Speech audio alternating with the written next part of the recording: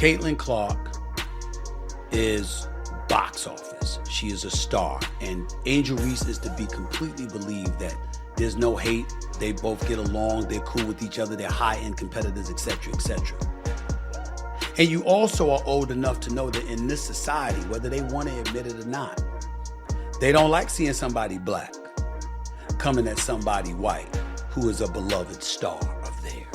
But you've known they were coming for you when you were waving your hands in your face to mock Caitlin Clark when you were beating her for the national championship. When you're the face of a league, you're supposed to be celebrated, protected, and promoted. But Caitlin Clark?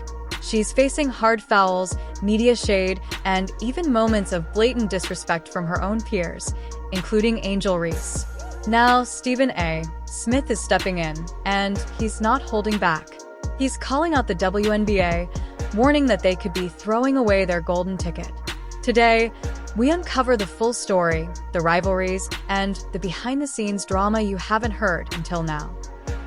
Sheryl Swoopes recorded the first WNBA triple-double during the 1999 season, while Caitlin Clark logged the most recent triple-double earlier this week. She now has 102 on the season and is 19 away from Diana Taurasi in second place, and 26 away from Ionescu of the New York Liberty. She ain't beating A'ja Wilson for the MVP, but she's beating Angel Reese for the Rookie of the Year. That's a wrap. That's over. And props to Angel Reese, who's had a good year, by the way. To understand the tension, we have to rewind. The Caitlin Clark Angel Reese rivalry exploded in April 2023 during the NCAA Women's Championship. Iowa versus LSU. Caitlin Clark had become the nation's most electrifying college player, smashing scoring records and drawing over 9.9 million viewers for the final, the most-watched women's college basketball game in history. But when the buzzer sounded and LSU claimed victory, Angel Reese taunted Clark with the now infamous "you can't see me" gesture and pointed to her ring finger. Oh, you knew they were going to come for you. You had to know that. Now, to the degree that they're doing so, I get where you're coming from. I get where you're coming from. You had a decisive advantage because they made the mistake of letting you know who they are, whoever those people are. That's not the case with all. It's not the case with most. But those who screech the loudest get the most attention sometimes. And that's what the worst of cynics and critics do. The WNBA is blowing it. She's not just another name on the roster. She's a generational talent, the kind who can change everything. And you're letting her get hacked, shoved, disrespected, and not saying a word? That's unacceptable. Fast forward to 2024. Caitlin Clark is drafted number 1 overall by the Indiana Fever, instantly transforming a struggling franchise into a must-watch team. ESPN ratings skyrocket when she's on the floor, averaging 1.17 million viewers per game, compared to just 394,000 when she's absent or overshadowed. Attendance? Through the roof. Even away games are selling out because fans want to see Clark in person. Smith's warning is clear. Mishandling Clark could cost the league millions in growth potential. He points to the physical play she's endured, including hard fouls from veterans and rivals like Angel Reese, that some see as targeted aggression. In a league that desperately needs stars to break through, Clark is both the opportunity and the risk. This isn't the first time Clark and Reese have been caught in a storm. From the NCAA final taunt to post-game press conferences, every exchange has been dissected. Reese has leaned into the villain narrative, posting about being unapologetically herself, while Clark has often deflected, saying she lets her game do the talking. The WNBA has long fought for larger audiences, higher pay, and mainstream coverage. Now, they have a player who can pull all that into the spotlight, but Stephen A.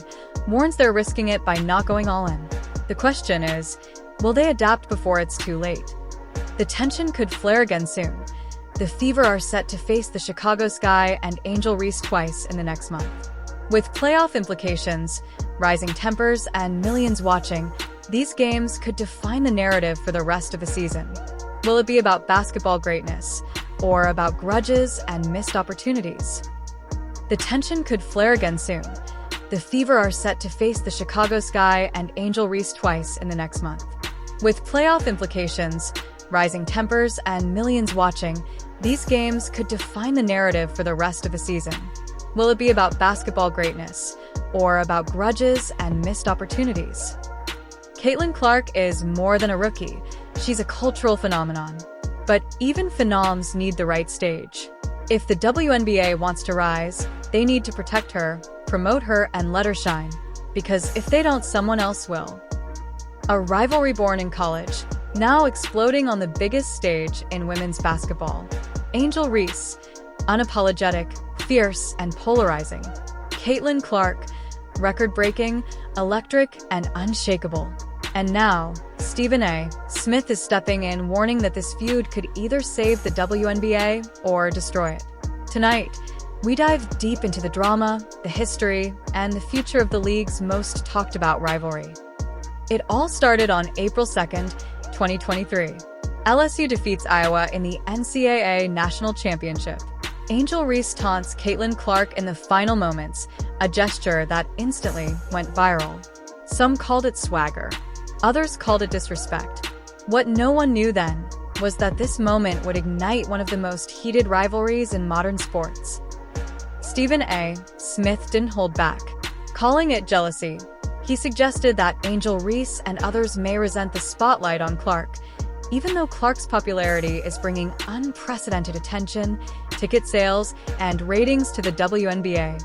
Smith compares it to the Magic Johnson versus Larry Bird rivalry that saved the NBA in the 1980s, but warns if handled wrong, it could rip the league apart. Social media has poured gasoline on this fire. Every foul, every press conference comment, every facial expression gets dissected by millions online. Clark stays cool under pressure. Reese doubles down, saying she won't change who she is. But is this confidence, or is it becoming personal? This isn't the first time these two have clashed with public opinion. Critics say Reese is unfairly villainized, while Clark gets a pass for similar behavior. Supporters argue it's not about race or gender, it's about marketability and media narratives. The truth? Probably a mix of both. Here's the reality. Caitlin Clark's games are drawing triple the audience of most WNBA matchups. She's not just a player, she's a business engine. And Reese? She's a personality who brings drama, intensity, and fans who love her unapologetic edge. Together, they could take the WNBA mainstream, but only if the league can control the narrative. In 2025, these two will face each other 5 times. That's 5 chances to turn rivalry into revenue. 5 chances to make history or cause chaos. Will the WNBA promote this as a Bird versus Magic moment? Or will it let petty tensions overshadow the game itself? Can the WNBA take control of this narrative, framing it as a competitive, respectful rivalry that grows the game? Or will jealousy, division, and mismanagement waste the league's biggest opportunity in decades? The stakes couldn't be higher, because this isn't just about Caitlin Clark or Angel Reese. It's about the future of women's basketball. This season will define their legacies, and maybe the league itself. We'll be watching. Will you?